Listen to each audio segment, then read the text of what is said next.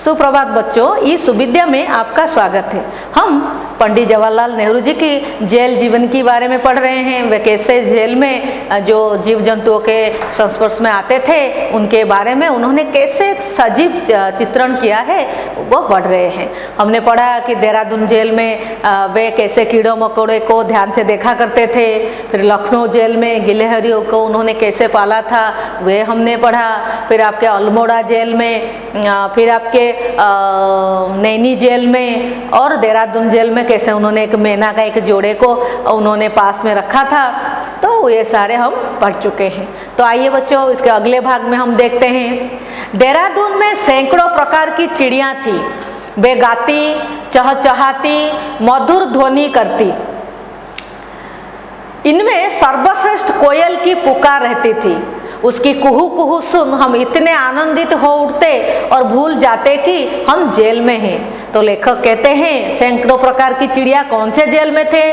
देहरादून की जेल में। उस जेल में वो चिड़िया क्या करती रहती थी? वे गाती थी, गाना गाती थी, चहचहाती थी, अर्थात जो अटखेलियाँ किया करते थे, वो जो खेला करते थे, आपस में जो बातचीत किया करते थे उसे चहचहाना कहते हैं। और मधुर ध्वनियाँ, मधुर आवाज़ वे किया करती थी।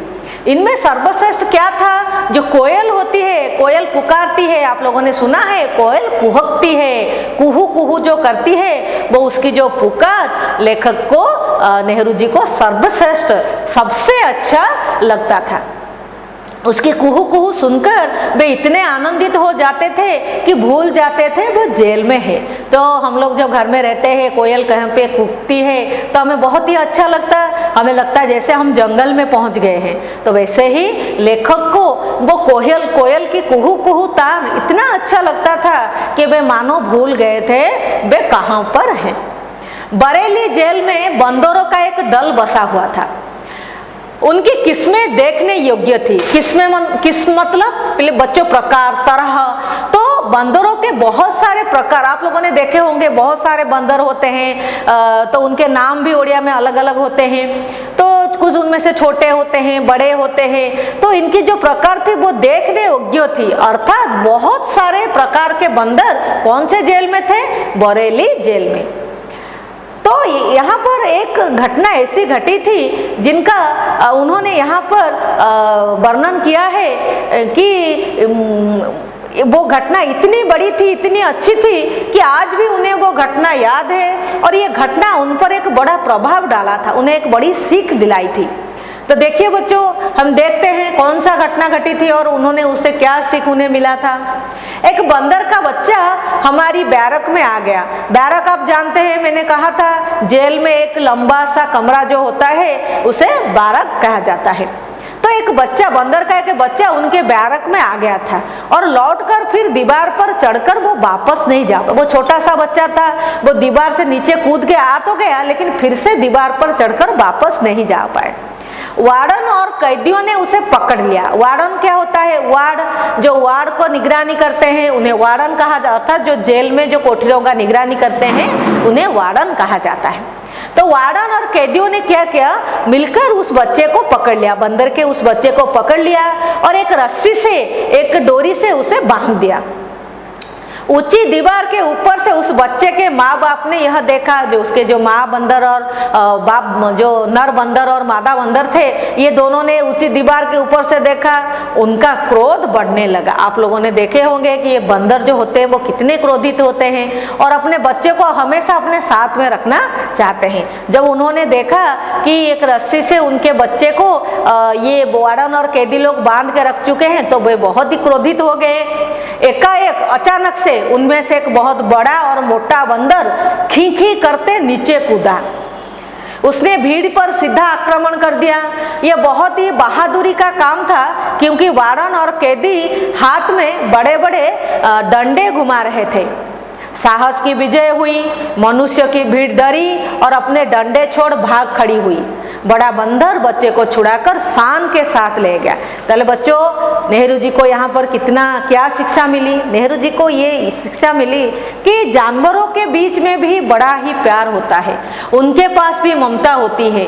जिन्हें हम कहते हैं वात्सल्य ममता, जानवरों के पास भी होती है। देखिए कैसे एक जो बंदर है, उनका बच्चा जब नीचे गिराया और मनुष्य ने उन्हें बांधने की कोशिश की, तो अब उन्होंने अपने जान की परवाह ना कर अपने बच्चे को छुड़ाने के लिए नीचे आ गए। ये मनुष्यों में भी देखा जाता है। तो अब देखिए हम जो जानवर हैं वे मनुष्य की तरह हैं। तो यहाँ पर लेखक उनकी ये यादें के जरिए हमें जीव जंतुओं के निकटतर होने की प्रेरणा दे रहे हैं कि हमारी जैसे जीवन है उनके भी जीवन है, उनके पास भी ममता है, पीड़ाएं हैं, वे भी, उन्हें भी कष्ट लगता है। हम लोग क्या करते हैं, जानवरों को नुकसान पहुंचाते हैं, जानवरों को बड़ा परेशान करते हैं। ये सोच भूल जाते हैं कि अगर हमें कोई परेशान करेगा तो हमें बुरा लगता है, बड़ा कष्ट होता है, लेकिन हम भूल जाते हैं कि जानवरों को कष्ट नहीं होता है। तो बच्चों, इस घटना के जरिए उन्होंने ये दिखाया कि कैसे जानवरों के बीच में भी प्यार होता है, कैसे एक माँ बंदर और बाप बंदर ने अपने बच्चे को बचाने के लिए नीचे कूद पड़े, और वे क्या किए, इतने सारे भीड़ में जो लोग हैं और जिनके पास हाथ में जो बड़े बड़े डंडे घुमा रहे थे, उससे उन्होंने वो डरे नहीं। वे बड़े बहादुरी के साथ उस भीड़ पर उस एक बंदर ने, जो कि बहुत मोटा था और बड़ा था, वो सीधा आक्रमण कर दिया और उन्होंने क्या किया, अपने बच्चे को छुड़ाकर अपने साथ वो ले गया। उसे देखकर, उसकी साहस को, बहादुरी को देखकर मनुष्य का भीड़ भी डर गया। जो इतने सारे लोग थे वहां पर वे डर गए और अपने डंडे को छोड़कर वे लोग भाग गए, अर्थात उनका पराजय हुआ और उस बंदर के पास जो साहस थी उसकी विजय हुई। तो जब वो बड़ा बंदर अपने बच्चे को छुड़ाकर ले रहा था, कैसे ले गया वो, शान के साथ, सम्मान के साथ वो अपने बच्चे को अपने साथ ले गया।